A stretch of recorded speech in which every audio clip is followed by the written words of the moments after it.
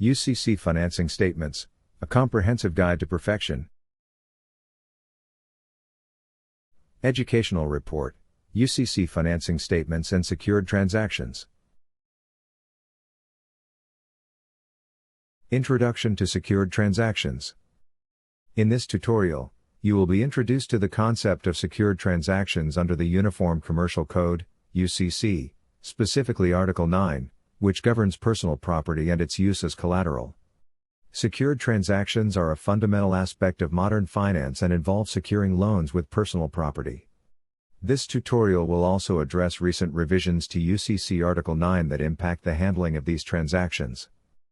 Footnote: secured transactions involve creating and perfecting a security interest, a concept governed under UCC Article 9. Creating and perfecting a security interest. When a creditor, such as a bank, extends a loan to a debtor, the creditor may choose to secure the loan with collateral. There are two primary ways to create and perfect a security interest: 1. Possession of the collateral and 2. A written security agreement. 1. Possession of collateral. This is common in pawnshop transactions, where the pawnshop takes possession of a borrower's property, e.g., a watch, and loans money in exchange. The pawnshop's possession of the collateral ensures its right to enforce the loan in case of default. 2. Written security agreement. This method is more common in bank loans, such as when a person borrows money from a bank and pledges their vehicle as collateral. In such instances, the borrower signs a security agreement detailing the collateral, e.g., the specific car, and the creditor's rights. To validate this security interest, the creditor must provide value to the debtor, e.g., lending money. Furthermore, the debtor must have ownership rights to the collateral for it to be pledged as security. Footnote: creating and perfecting a security interest involves possession or a written agreement, with the debtor's rights to the collateral being a key factor. Collateral types in secured transactions. In secured transactions, collateral is classified into two categories: tangible and intangible. 1. Tangible collateral. This refers to physical property, such as a watch, vehicle, or equipment. When the collateral is tangible, it is easier to identify and claim in case of default. 2. Intangible collateral. This includes assets like stocks, bonds, accounts receivable, and chattel paper. Chattel paper, notably, can be both a document of title and a security interest document. This allows the debtor to pledge these intangible assets as collateral in another transaction. Footnote: collateral in secured transactions can be either tangible or intangible, each type having specific requirements for perfection and enforcement. Perfection of security interests and priority. After a security interest is created, it must be perfected to establish priority over other potential claimants. Perfection can be achieved through a few methods. 1. Filing a financing statement. A financing statement is filed with the state and publicly records the creditor's claim to the collateral. The filing places others on notice of the creditor's interest, preventing the debtor from using the same collateral for another loan without revealing the prior claim.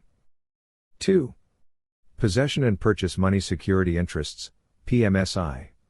Some creditors may perfect their security interest without filing a financing statement, such as when they possess the collateral or when the collateral is purchased with loan funds, a PMSI. In such cases, the creditor's interest is automatically perfected, granting them superior rights over other claimants. Footnote: perfection ensures that a creditor's security interest is legally enforceable and helps establish priority in case of debtor default. Scope of security interest. A security interest can cover a wide range of assets depending on the nature of the transaction. In personal loan transactions, a creditor might secure a loan with a car or a piece of jewelry.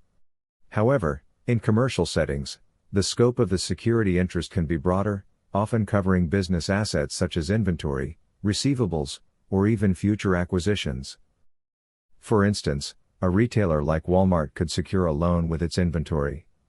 Since inventory is constantly changing, a creditor may include a security interest in the proceeds from the sale of the inventory or any future acquisitions of inventory.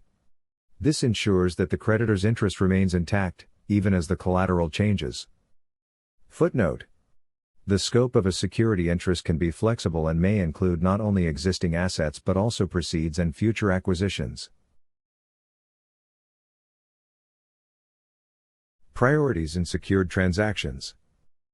The general rule regarding priority in secured transactions is that a perfected security interest takes precedence over unperfected interests. This means that creditors who perfect their security interest through filing or possession will have priority in collecting on a defaulted debt. If two creditors have perfected security interests, the one who filed first will have priority. However, a purchase money security interest, PMSI, typically has priority over other types of perfected interests. Footnote: the priority of a secured interest is generally determined by the timing of its perfection and, in some cases, the type of interest, e.g., PMSI. Rights and duties of the secured party. Once a secured interest is perfected, the creditor has certain rights and duties regarding the collateral. If the debtor defaults, the creditor has the option to repossess the collateral. The creditor must do so in a peaceful manner, and if they sell the collateral, it must be done in a commercially reasonable manner. The proceeds from the sale will first cover the expenses of repossession, then the debt owed, and any remaining funds will be returned to the debtor. In some cases, a creditor may choose to release the collateral if the debtor has fulfilled their obligations. If the creditor decides to release the collateral, they must file a termination statement with the state, indicating that the debtor has paid off the loan. Footnote: the secured party's rights include repossession and the sale of collateral, subject to ensuring that these actions are conducted legally and reasonably.